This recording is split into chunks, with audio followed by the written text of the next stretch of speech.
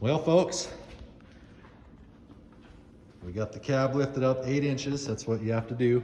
Enough to where you can get two 2x4s underneath the engine mounts. Basically how I did that is we undid the fan shroud, pulled the 2 batteries just for room because it only took us 5 minutes. Pulled the downpipe, pulled the 2 intercooler tubes off the intercooler. I pulled all the coolant hoses off the bottom of the radiator and the 2 transmission cooler lines.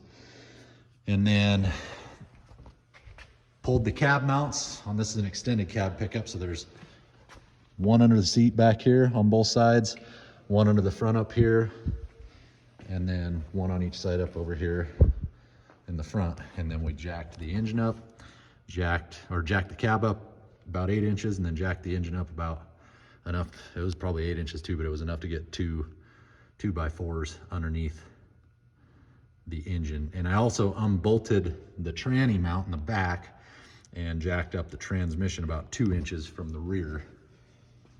But the pan is out. We're putting a Moroso in it with a Moroso gasket. It was leaking on the back. I think someone tried to silicone it once because there's a lot more silicone on the rear than the front. Basically, we got a block there under the transmission mount, and the pan is out in the truck. So we're gonna get it all cleaned up. This is gonna be a little time consuming, getting her cleaned up, and then once we do that, we'll put a little bit of silicone on each of the corners where the front cover and rear cover are, and put the pan on, put the studs in and put the pan on. So the previous owner had done one of them strictly diesel dipstick tube repairs on this truck, and they tell you can throw this down in the pan, and I have done one before, but they basically, you get the O-ring out and you just let this drop down underneath the sump. Well, this got hit pretty good. Had to have been by the crankshaft. It's got a pretty good hit mark there, pretty good hit mark there, pretty good hit mark there. So I don't know. I don't know if I would recommend doing that. I almost think you should pull the engine or jack the cab up and take that son of a gun out, because much of a whack would send that son of a bitch right through your oil pan.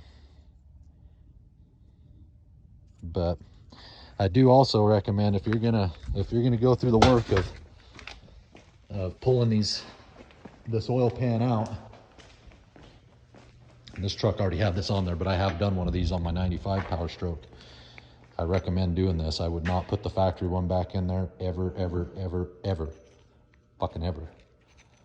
So definitely, you'll definitely want to put one of these in while you have that out. You would be foolish not to, because the factory ones suck. And these are expensive, but they are worth it, because it's a lot of fucking work to pull that pan just for this.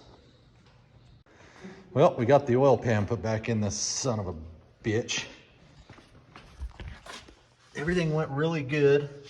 You do have to shave a little spot out next to the starter up here for that pan to fit in there, but wasn't too bad. We got the engine sitting back down, and while I had the cab up, figured that would be the best time to pull the turbo out. So in about 5 minutes I had that turbo out.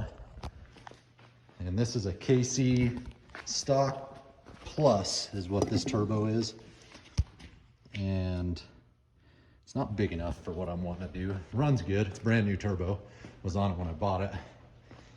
But I got the KC 6673 sitting right here, and that'll make her eat the air real good.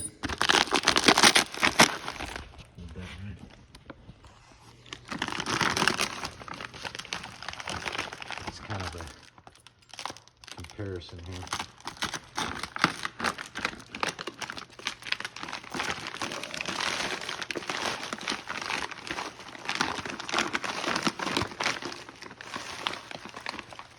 We come with the big 4-inch inlet. So that's what this one looks like. We'll go get that other one. I'll set it right next to it.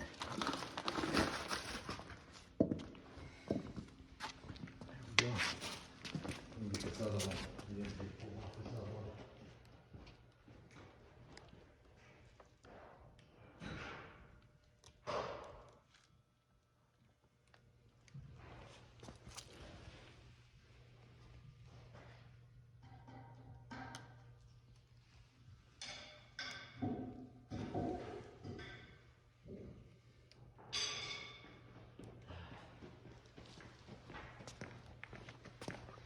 This is what they look like side by side.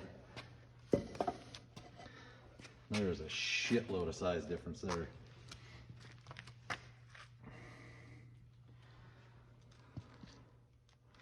This one's not much bigger than stock, but as you can see, they paint KC down there on the turbine wheels. Let's see here.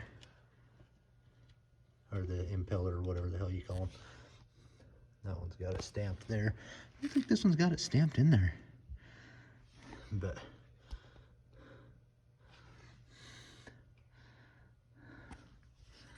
it's a hell of a lot bigger turbo. This one's brand new. Like I said, this one here is brand new. Just wasn't big enough for what we're going to be doing with the truck, so we went to that one. Pretty cool. Well, Brian's buttoning up the cab bolts.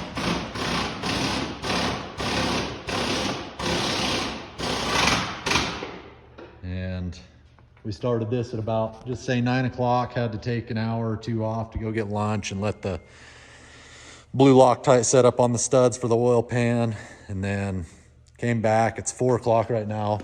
Not quite dark outside here. It gets dark about 4:30. But basically not even a half of a full day. On top of that, we put the new turbo on here while it was up. So basically just got to put the batteries back in, the coolant overflow, and this sumbitch is ready to rock and roll.